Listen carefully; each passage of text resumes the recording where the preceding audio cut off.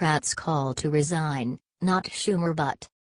Democrats are requiring the resignation of Health and Human Services Secretary Tom Price following reports that he had been utilizing private planes at citizens' expense. Democratic officials started calling for Health and Human Services Secretary Tom Price to leave on Wednesday following a progression of reports about his utilization of private planes to citizens' expense. 5 House Democrats consolidated to request Price's resignation, hours after President Trump said he's not happy with his health secretary's pattern of costing citizens a huge number of dollars to ride on private planes. At a minimum, the American people expect cabinet secretaries to lead with integrity, accept accountability, and use public resources responsibly. In light of your breach of the public trust, we write to urge you to do the right thing and immediately tender your resignation. Democratic Reps. Ruben Gallego, Arizona; Ted Lieu, California; Brenda Lawrence, Michigan; Jamie Raskin, MD, and Pramila Jayapal, Washington, wrote in a letter to Price. According to The Hill. What do you think about this? Do not hesitate and write your thoughts in the comment section below. Thank you for reading. The Hill.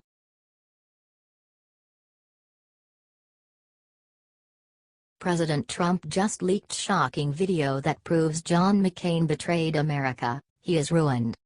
There is no genuine delight among real conservatives that John McCain is still in the Senate. Notwithstanding what he may have comprehended about loyalty years back when he battled in Vietnam, he surely has shown an extremely twisted form of that temperance as a congressperson. With regard to his military service and with regret for his serious illness, the reality remains that John McCain is a confirmed rhino, a committed neocon. He has a desire for civil war and an inclination for abandoning conservatives.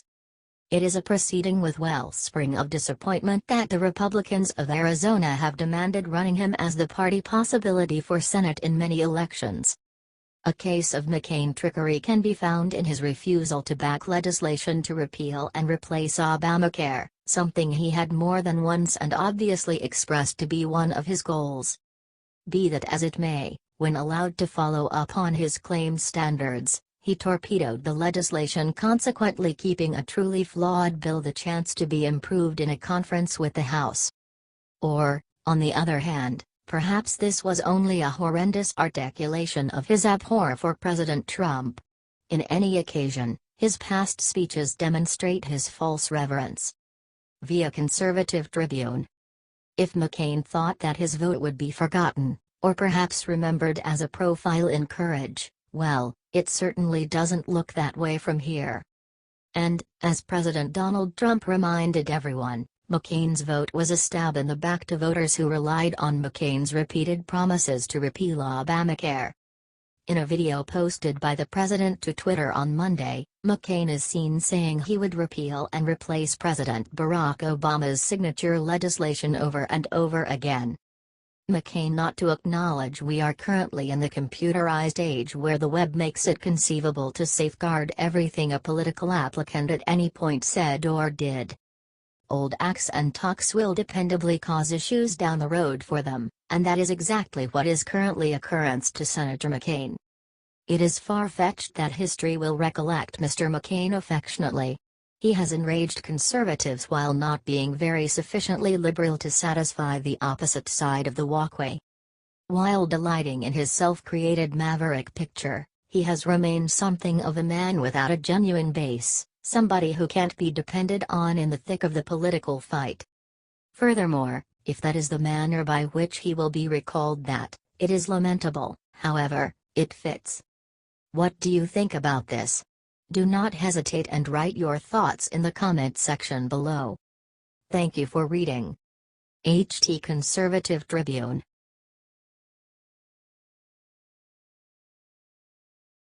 One state just smashed thousands of welfare leeches. Barack Obama is furious. Exactly when Obama thought it was safe to start development of his new presidential activist center, one state tosses another monkey wrench into the entire Obama legacy works. While Barack Hussein Obama was president, he had the questionable respect of making a caretaker state like no other with a record 44 individuals on welfare. He was exceptionally pleased with this, as well, as Nancy Pelosi would later crow. Now all those unemployed and people on assistance will be able to spend more quality time with the family. Tennessee authorities, be that as it may, have put the kibosh on a celebration for the leftists to howl about how incredible they were for making such a needy era. They are now reinstating a rule that says people who accept assistance are required to work for their benefits. The humanity. Via Conservative Tribune. A full 7 years after the crisis began and long after an easement of the worst privations had occurred, 42 states still had full or partial work requirement waivers for the Supplemental Nutrition Assistance Program. Unfortunately for gravy train riders in the great state of Tennessee, the volunteer state will soon no longer be on that list. According to the Tennessean, Governor Bill Haslam, a conservative Republican, announced this week that his state will reinstate the work requirements nearly a decade after they were waived. As of February 1, 2018, most Tennessee counties will require able-bodied adults who do not have dependents to work 20 hours a week at a job, getting education or training, or volunteering. Recipients will have 90 days to comply with the new regulations once they take effect. When we hit record low unemployment 3 months in a row, then it comes a time to look around and say, are we doing everything the right way? We looked at this and thought, it's hard to justify a waiver. Approximately 58,000 food stamp recipients in Tennessee will be affected by the new requirements, and, if history is any indicator, that means the food stamp rolls are going to plummet. The help rolls are as of now, right now, on a downward death spiral, on account of the endeavors of a president who has faith in singular soul and the motivation and integrity of self-preservation. We've been puttering around for a long time under the feeling that a U.S. president was never going to act to our greatest advantage. Be that as it may, since the race of Donald Trump, welfare rolls are down, joblessness is down, and the share trading system and the GDP are up. We have a great deal to celebrate. What do you think about this? Do not hesitate and write your thoughts in the comment section below. Thank you for reading. HT The Tennessean, Conservative Tribune.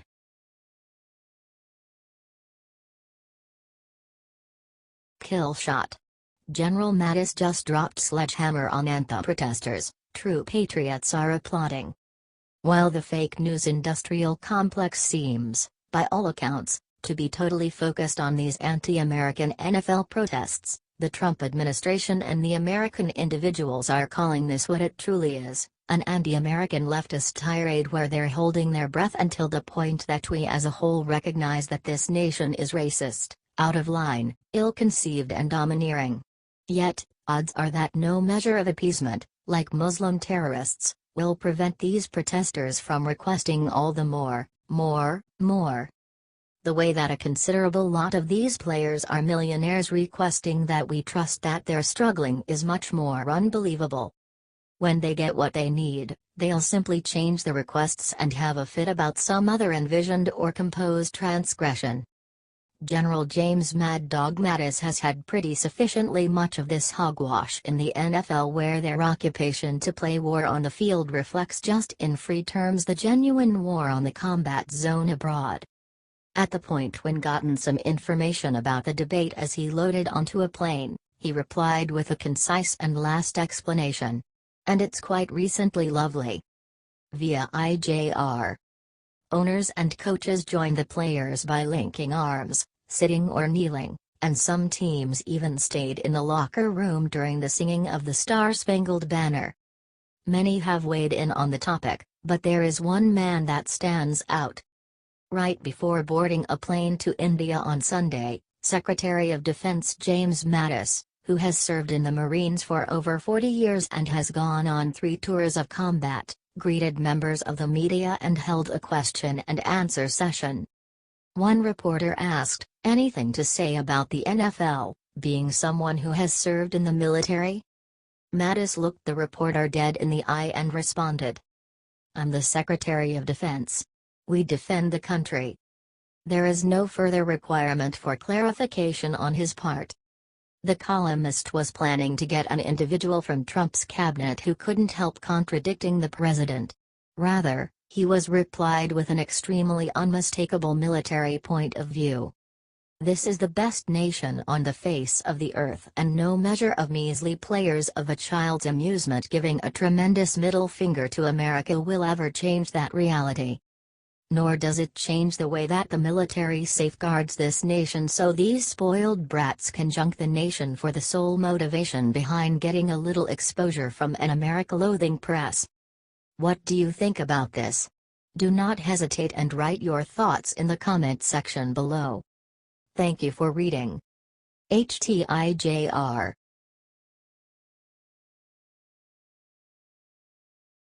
Barack Obama just dropped nasty NFL announcement. At the point when Kaepernick first picked not to stand for the national anthem at an NFL game a year ago, governmental issues saturated the amusement and haven't left since. However, as the Washington Times revealed, it would appear Barack Obama points the finger at President Trump for politicizing football. Amid a paid speech on health care, he told audience members, "Our big problem right now is politics. Can't even get it out of football." While his remark about legislative issues in football didn't target Trump specifically, it is very suspicious considering that the remark happened after Trump's controversial statements over the course of the end of the week and not amid the Kaepernick protests or different players protesting consistently. It's likewise unimaginably hypocritical that he would condemn anybody for looking to politicize football, considering he did only that all through his administration, as per The Guardian. Since 2013, Obama and his organization have attempted to impact the Washington Redskins into changing their name out of worries for political accuracy and culpable aficionados of the NFL. In 2013 he agreed with rivals of the Washington Redskins who considered the name of the group offensive to Native Americans. Addressing to columnists he stated, "If I were the owner of the team and I knew that the name of my team, even if they've had a storied history, that was offending a sizable group of people, I'd think about changing it." NFL Commissioner Roger Goodell said while fans ought to be considered, it's the Redskins proprietors' decision. If one person's offended, we have to listen. And ultimately, it is Dan Snyder's decision. But it is something that I want all of us to go out and make sure we're listening to our fans, listening to people who have a different view, and making sure that we continue to do what's right. The Washington Times revealed that the Obama administration likewise took an interest intensely in the claims endeavoring to constrain the Redskins' name change by denying trademark rights. The claim would keep the Redskins from recharging their trademarks and licenses under the Redskins name. Obama's acting right-hand Attorney General, Joyce R. Branda, said the DOJ agreed with the prosecutors to protect the cultural heritage of Native Americans. "I believe strongly in the rights of all Americans to celebrate and maintain their unique cultural heritage." The Hill additionally revealed that in 2015, the Obama administration was truly considering blocking the construction of another stadium for the team in view of the contention encompassing the name. Washington, D.C. Mayor Muriel Bowser was informed by the Interior Secretary, Sally Jewell, that the Obama administration would not work with or suit the construction until the point that the name was changed. Considering Obama and his administration occupied with the political contention encompassing the Redskins for quite a while, it's misleading for him to remark on the governmental issues encompassing the announcement made by Trump throughout the end of the week.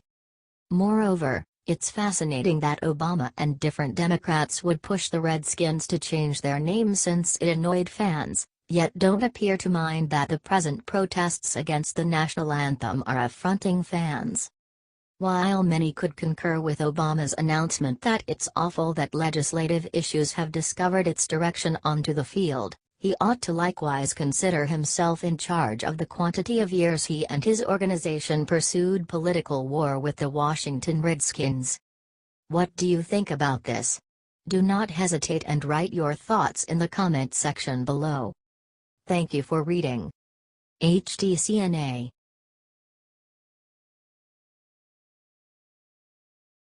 No one saw this coming. Governor of Puerto Rico just issued shocking message about President Trump. The abnormally dynamic 2017 Atlantic hurricane season keeps on seething into fall as Puerto Rico recoups from Hurricane Maria's devastation. Puerto Rico Governor Ricardo Rossello commended President Trump for his quick reaction to Hurricane Maria, including that the American island is as yet attempting to recuperate from the biggest catastrophe in modern history for Puerto Rico, as per Politico. Governor Rossello and different authorities praised President Trump and the federal government for having a comprehensive relief plan before the tempest hit. The American island of Puerto Rico has for some time been dismissed by the federal government. The territory, which is home to 3.4 million Americans, does not send representatives or senators to Congress and has no electoral college votes. Resident Commission Jennifer Gonzalez, Puerto Rico's non-voting congressional representative, clarified that President Trump's reaction is a welcome change from past administrations. This is the first time we get this type of federal coordination, she included. Hurricane Maria hit Puerto Rico on Wednesday as a Category 4 storm. The devastation was quick. Authorities have confirmed 10 deaths. Yet the number is required to ascend as chairmen report from remote towns and groups. Many major extents of the island stay out of reach to specialists on call. Mayors keep on arriving in the capital of San Juan to meet with Gov. Rossello, and they bring a not insignificant rundown of urgently required supplies. Mayor Jose Sanchez Gonzalez, from the seaside town of Manatí, told the representative that his group is totally out of fuel and crisp water. Hysteria is starting to spread. The hospital is about to collapse. It's at capacity, he stated, with tears streaming down his face. We need someone to help us immediately. Authorities from the community of Vega Alta told the governor that the whole neighborhood of Fatima couldn't be reached. The experts were edgy to enter the area and empty occupants from a nearby nursing home. I need to get there today, Mayor Oscar Santiago said to reporters. Not tomorrow, today. Hurricane Maria desolated Puerto Rico's as of now outdated infrastructure. 1,360 out of the island's 1,600 telephone towers have been brought down by the tempest, and 85% of the over-the-ground web, plot, and telephone lines have been thumped out. Real swaths of the island are totally oblivious, as the island can't stand to repair theirs as of now crumbling infrastructure. Puerto Rico's primary port opened Saturday, permitting 11 ships supplied loaded with government help to dock. The boats delivered 23,000 cots, 1.6 million gallons of water, food, and generators. Numerous more ships are planned to land throughout the following couple of days. Government Emergency Management Agency, FEMA, authorities touched base with the boats and brought satellite telephones to the greater part of the island's towns and urban areas. Numerous districts are still without power, fresh water, or lines to the outside world. The federal government arranged for $1 billion in neighborhood assets to give help to Hurricane Maria, yet Gov. Rossello says the island still needs more. We're going to request waivers and other mechanisms so Puerto Rico can respond to this crisis, the governor said. Puerto Rico will practically collect no taxes in the next month. Puerto Rico is a sad remnant of its previous self because of the tempests and the compassionate emergency in the fallout. Ideally, with the guide and help endeavors proclaimed by the federal government, the country can recuperate and continue on as Americans do. What do you think about this? Do not hesitate and write your thoughts in the comment section below. Thank you for reading. HTCNA.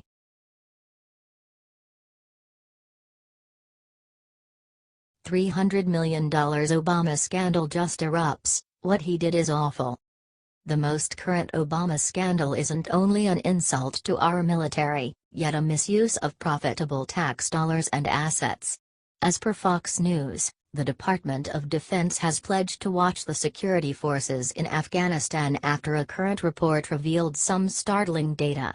The Office of the Special Inspector General for Afghanistan Reconstruction, or SIGAR, revealed significant gaps between the assigned force strength of the Afghan National Defense and Security Forces, and the actual number of personnel serving. At the end of the day, it creates the impression that Obama paid out around $300 million to ghost soldiers. The letter from the SIGAR to the Pentagon refers to discrepancies between the number of soldiers assigned to a given range contrasted with the quantity of soldiers really serving the region. There is no sensible clarification for the divergence. There are, be that as it may, bits of episodic confirmation that more than acceptably attach the Obama administration to shady dealings. News of this factual irregularity is bringing up issues with reference to regardless of whether whatever is left of the U.S. government knew about these ghost soldiers at the season of subsidizing. The citizens' dollars could have been put to better use here at home. Since 2002, Congress has given generally $68 billion to ends, including pay rates. This is driving some to guess that the administration was deluded. The police boss in the Helmand province noticed that half of the 26,000 officers and police that were apparently paid never existed. Special Inspector General for Afghanistan Reconstruction John Sopko confirmed, in January 2015 we reported that more than $300 million in annual, U.S.-funded salary payments to the Afghan National Police were based on only partially verified or reconciled data and that there was no assurance that personnel and payroll data were accurate. Obama was included with the financing of the soldiers and police force at the time. One can just figure with respect to what the Obama administration would have liked to accomplish by paying these non-existent servicemen. We found similar deficiencies during the course of our April 2015 audit of Afghan National Army personnel and payroll data, Sopko said. Possibly, the Obama administration will accuse administrative mistakes, on the off chance that they remark by any stretch of the imagination. However, it's conspicuous to whatever is left of us that some kind of result conspire was likely set up. It wouldn't amaze any of us to learn, in a great time, that some individual, however, no of our soldiers, profited from those assets. The Department of Defense is entrusted with discovering precisely what a number of Afghan soldiers and police operate in the nation. They've inferred that 90% of police, and approximately 70–80% of the military, have all been biometrically selected. The examination will proceed. The Pentagon confirmed, expressing that, when the initial inventorying is completed in July 2017, DoD and the Afghan Defense Ministry will have a more accurate representation of actual force strength. Obama was funneling tax dollars out of the nation that should pay for soldiers. Since we know those soldiers never existed, we should discover where that cash went, and why it went there in any case. What do you think about this? Do not hesitate and write your thoughts in the comment section below. Thank you for reading. HTCNA.